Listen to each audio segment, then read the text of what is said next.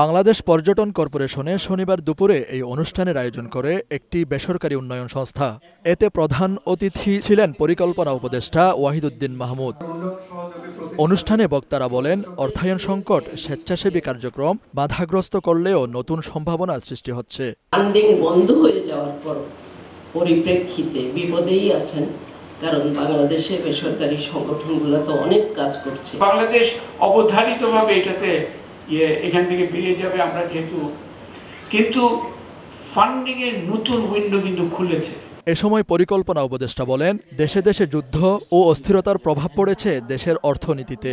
আন্তর্জাতিক সহায়তা কমায় সরাসরি প্রভাব পড়েছে দেশের আর্থিক খাতে। যে কোনো সেবামূলক কাজ হোক, এমন কোনো ক্ষেত্র নাই যেখানে এনজিওদের কাজ বিস্তৃত হয়নি, এবং বাংলাদেশে এনজিওদের যত বড় ভূমিকা পৃথিবীর আর কোনো আমাদের মতো কোনো দেশেই এনজিওরা এত বড় ভূমিকা পালন করে না।